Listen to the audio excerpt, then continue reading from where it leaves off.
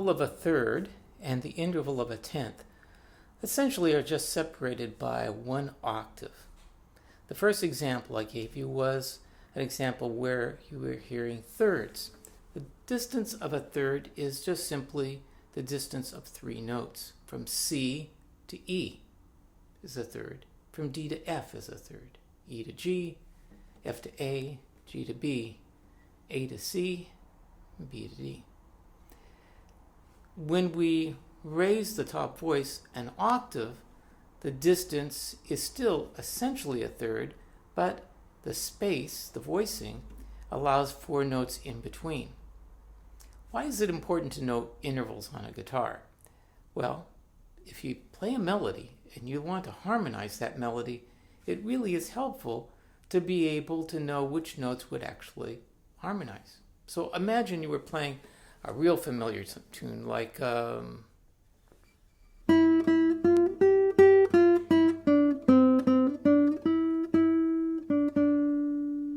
you wanted to harmonize that. If you used interval of a third, you'd find that you could do that on the second and first string. When we get to the notes on the second string, the shape would change.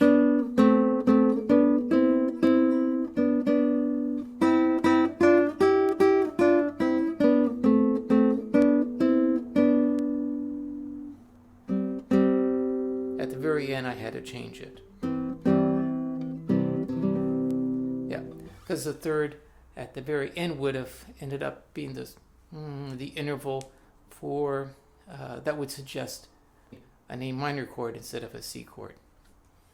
So the selecting of intervals is very important. So if I play the same tune and I'm using intervals of a fourth, well, you might like it, but you might not. It would sound like this.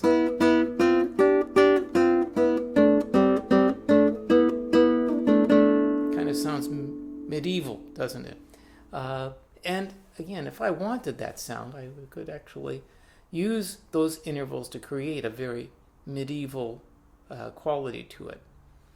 But our harmony, Western harmony, is based on the interval of thirds, and the inversion of that interval is a sixth. So in past lessons, we've covered the shapes for a third. I'll just review briefly here. 3 and 2, in a C chord, diagonal straight across like this, is a major third. And if I do an angle like this, where the diagonal is of 2 frets, that would be a minor third. This is also true on the first string. Here is a major third, and here is a minor third. And if you're wanting to know more about that and how to apply that across the fretboard on the guitar, I recommend taking a look at my video on thirds, major and minor thirds. The exception on the guitar is strings 3 and 2. So major and minor thirds look like this, but on the third and second string, because the third and second string is tuned to a major third, straight across, if I move it up 2 frets, that's a major third, but if I want it to be minor, it looks like this. So only on the third and second string, the shape of a major third is straight across, not diagonal by 1 fret. And a minor third is diagonal by 1 fret. Okay. So when I played Ode to Joy there, I just simply played major thirds on the first, fourth, and fifth scale degree. But on the others, I played minor thirds.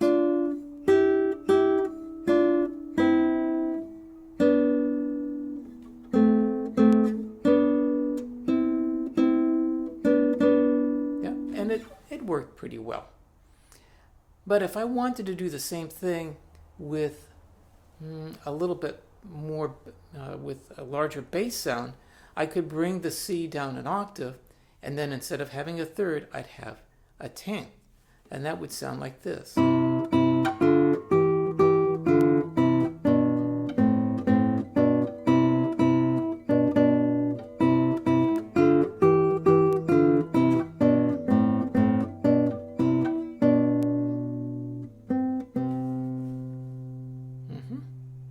the end, I turned the 10th into an octave. And if you're wondering a little bit more about why that works so well, you might check out my video on partimento that talks about voice leading and things of that sort.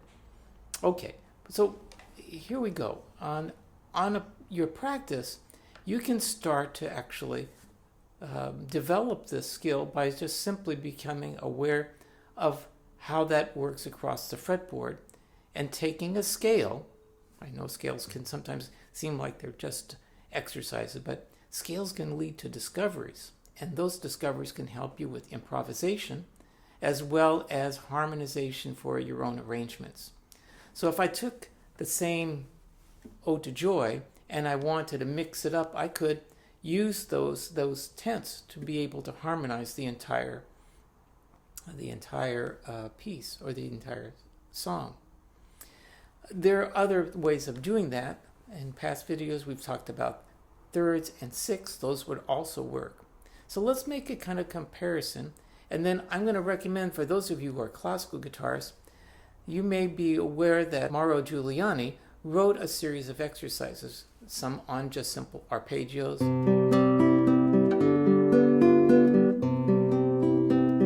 and some on intervals of thirds and sixths and tenths.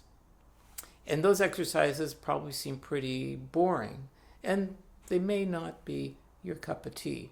But if you take the idea and the principle of what Giuliani was trying to convey, is that the importance of knowing these tenths can help you be able to learn those shapes on the guitar and use them in the course of your own harmony.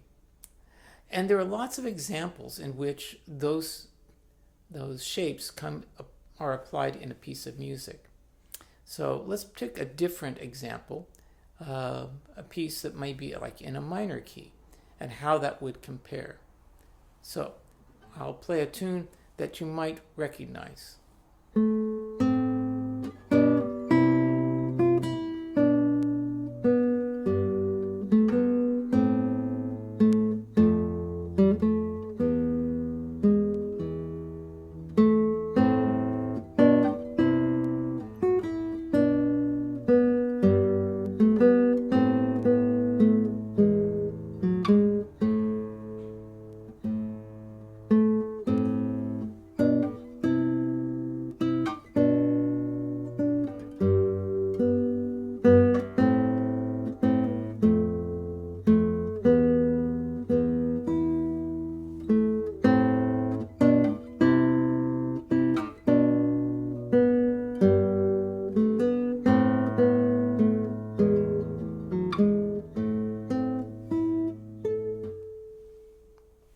So what I did on most of those chords, I played in tenths. If I had done it in thirds, it could have been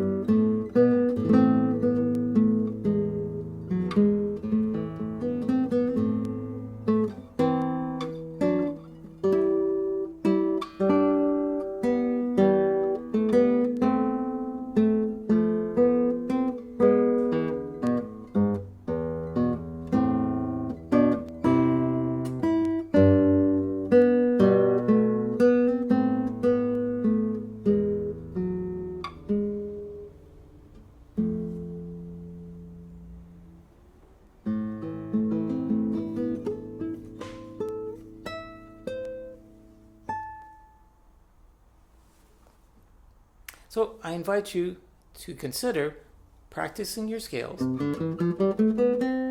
Do them in thirds.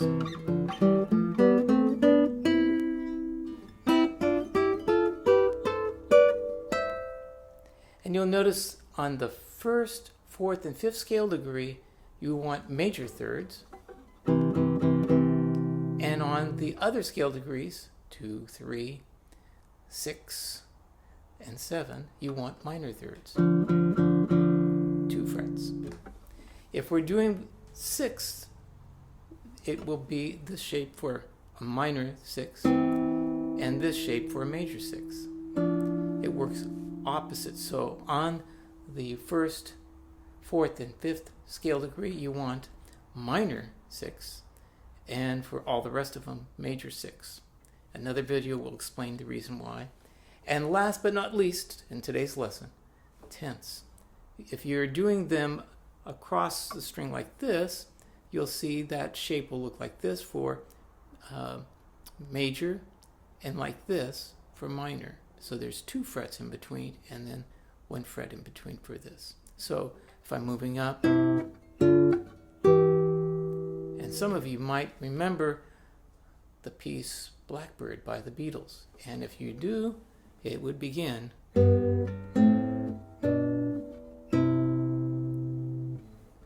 And the rest, well, I'll leave that up for you to kind of explore, because it's a collection of tenths all the way up and down the fretboard. And sometimes they're 2 frets away, and sometimes they're 1 fret away.